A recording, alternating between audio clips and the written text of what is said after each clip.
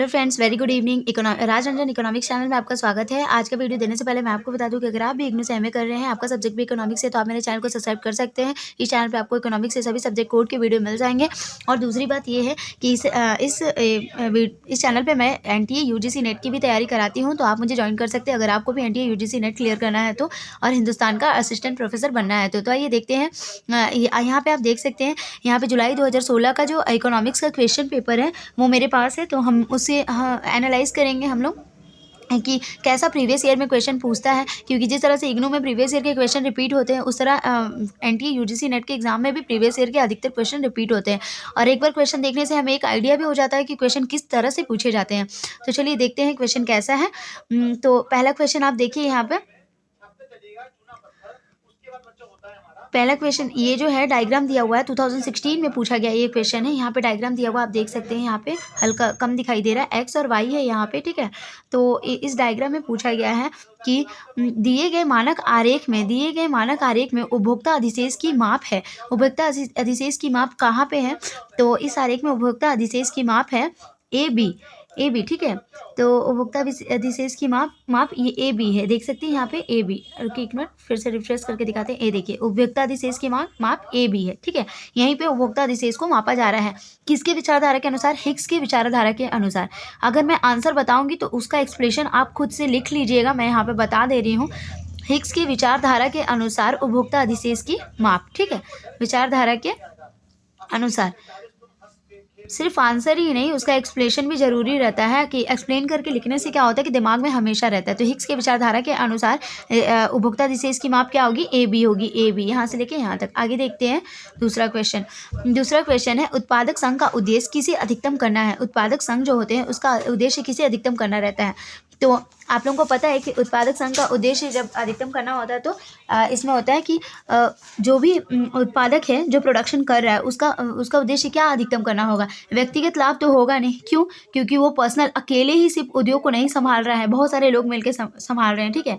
फिर सदस्यों के उत्पादन का उद्योग का लाभ हो सकता है, इसलिए होगा क्योंकि उत्पादक संघ जब एक उत्पादक ऑर्गेनाइजर जो रहता है वो सब मिलकर एक साथ काम करते हैं, तो उन लोगों का उद्देश्य एकदम सेम मेन मोटिव रहता है कि उद्योग का लाभ अधिक हो। अगर उद्योग का लाभ अधिक होगा तो उन लोगों का सैलरी भी अधिक होगा, उन लोगों को जो प्रॉफिट तो उन लोगों को ही ना मिलेगा, तो प्रॉफिट उन लोगों का अधिक होगा। इसलिए वो लोग उद्योग के लाभ को अधिकतम करने का उद्देश्य उन लोगों का रहता है, ठीक है।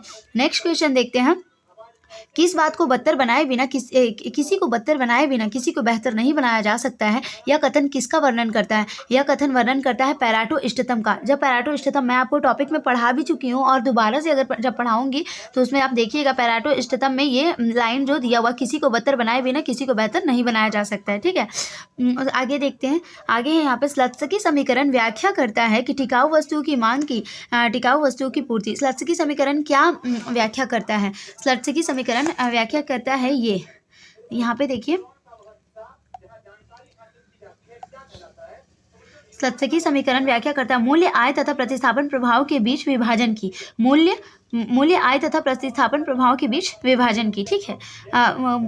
मतलब इसका आंसर इस तरह से एक्सप्लेनेशन में लिख लीजिए, या ऐसा एक्सप्लेन कर सकते हैं आप इधर ये लिखिए, कीमत प्रभाव इक्वल टू आय प्रभाव प्लस प्रतिस्थापन प्रभाव, ठीक है। ऐसे इसका एक्सप्लेन कर सकते हैं इसको, कीमत प्रभाव जिसको प्राइस इफेक्ट बोलते हैं इंग्लिश में, ठीक है, इक्वल टू आय प्रभाव प्लस प्रतिस्थापन प्रभाव, आय प्रभाव प्लस प्रतिस्थापन प्रभाव, ऐसा हम लोग इसको लिख सकते हैं, ठीक है। आगे देखते हैं क्वेश्चन नंबर 5 क्या है। तो इसका आंसर होगा ये, इसका आंसर होगा मूल्य आय तथा प्रतिस्थापन प्रभाव के बीच विभाजन की। अब है एल आकार का, एल है ये, ठीक है। एल आकार का औसत लागत वक्र बड़े फर्मों में देखा जाता है, क्यों? क्योंकि बड़े फर्मों में देखा जाता है, क्यों देखा जाता है भाई? आगे देखते हैं इसका आंसर। पहले बोला है यहाँ पे आंसर नंबर 1, केवल वृद्धिशील प्रतिफल का नियम कार्य करता है। नहीं, केवल वृद्धिशील प्रतिफल का नियम कार्य करेगा तो एल आकार कैसे होगा? वो तो वृद्धि से अगर बढ़ेगा तो ये तो एकदम ऊपर तरफ जाने लगेगा, ऐसे वृद्धि से बढ़ते जाएगा, ठीक है। पैमाने के स्थिर प्रतिफल का नियम कार्य करता है। अगर पैमाने का स्थिर प्रतिफल होगा तो सीधा ऐसे जाएगा, ऐसे होगा, इसमें भी नहीं होगा। केवल स्थिर प्रतिफल का नियम कार्य करता है, केवल स्थिर प्रतिफल भी ऐसे जाएगा, या तो वर्टिकल होगा या हॉरिजॉन्टल होगा, ठीक है। तो ये भी नहीं होगा। आंसर इसका यहाँ पे है, देखिए आंसर, हरासमान प्रतिफल के नियम की क्रियाशीलता सतत रूप से स्थगित होती है। जो हरासमान प्रतिफल के नियम होती है वो सतत रूप से स्थगित होती है। इसका मतलब है घटते प्रतिफल तकनीकी प्रगति के कारण स्थगित हो जाता है, जिसके परिणाम स्वरूप औसत लागत वक्र एल आकृति का हो जाता है। जो घटता प्रतिफल तकनीकी के कारण स्थगित हो जाता है। देखिए प्रतिफल जब घट रहा है, ऐसे घट रहा है, ठीक है, तकनीकी के कारण स्थगित, एक जगह रुक भी जाता है, ठीक है, और फिर परिणाम स्वरूप जब अगर रुक जाएगा तो इसी वे में बढ़ेगा, तो ये क्या हो, इसका आकार देख रहे, एल आकार के हो जा रहा है, एल आकार का, इसीलिए यहाँ पे बोला जाता है कि एल आकार का हो जाता है। आगे देखते हैं नेक्स्ट क्वेश्चन है, एकाधिकार बाजार में दीर्घ अवधि संतुलन के संबंध में निम्नलिखित कथनों पर विचार कीजिए। यहाँ पे बोल रहा तो फर्म ना लाभ ना हानि की स्थिति में है, फर्मों का प्रवेश अथवा निकास नहीं है। उक्त कथनों में कौन सही है और कौन गलत, ये देखना है, ठीक है।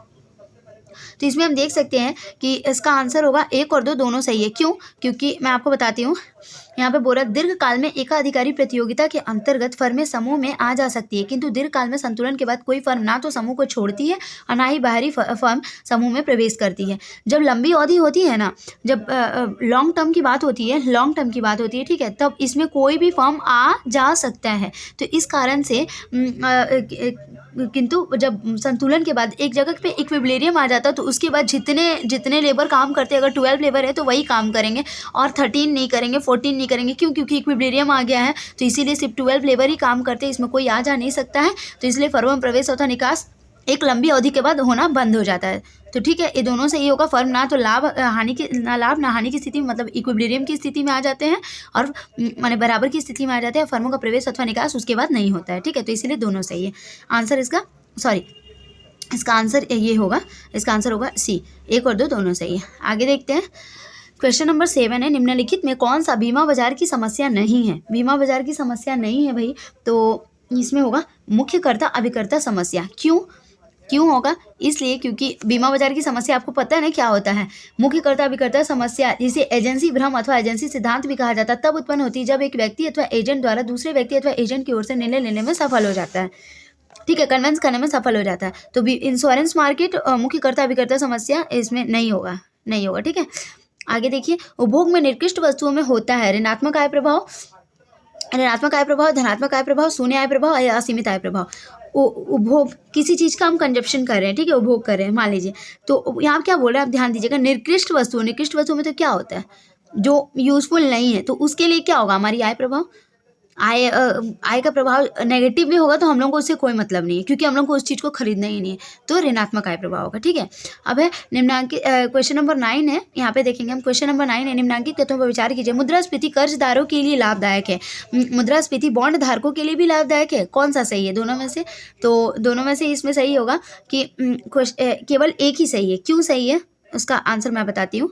इसलिए सही, मुद्रास्फीति कर्जदारों के लिए लाभदायक है, क्योंकि स्फीतिक दशा में मुद्रा का जो मूल्य है वो जो उसका क्रय शक्ति अर्थात गिरती है, ठीक है, जिसमें ऋणी को कम क्रय शक्ति का भुगतान करना पड़ता है एवं बॉन्ड धारक एवं समावधि के बाद अपनी विनियोजित मुद्रा राशि का कम मूल्य प्राप्त करते हैं। स्फीति की दशा के दौरान मुद्रा का जो क्रय शक्ति है वो गिरता है, ठीक है, तो इसलिए मुद्रास्फीति कर्जदारों को कम ऋण देना होगा, अगर मान लीजिए कि कर्ज लिए किसी से 100 रुपया, हम लोगों को एक महीना में उसको 10 रुपये एक्स्ट्रा देना, तो मान के चलिए 110 रुपीज़।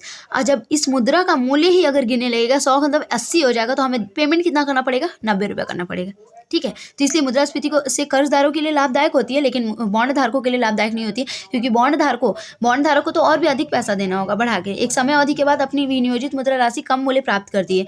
समय हो जाएगा, अगर इसका 1 साल का है तो 1 साल में अगर आप नहीं लेंगे तो 2 साल बाद उसको और भी कम राशि मिलेगा, हो सकता है 100 का 50 भी मिले, ठीक है। आगे देखते हैं, निकट मुद्रा की सही परिभाषा क्या है? निकट मुद्रा की सही परिभाषा कोई बता सकता है क्या है? मैं बताती हूँ, परिसंपत्ति जो मूल्य संचय का कार्य पूरा करता है। इसका आंसर होगा डी, इसलिए डी होगा क्योंकि परिसंपत्ति जो विनिमय का माध्यम है ये नहीं है निकट मुद्रा, विनिमय का माध्यम है लेकिन पूरा इसमें संचय। परिसंपत्ति जो मूल्य संचय का कार्य नहीं करती, कार्य करती है भाई।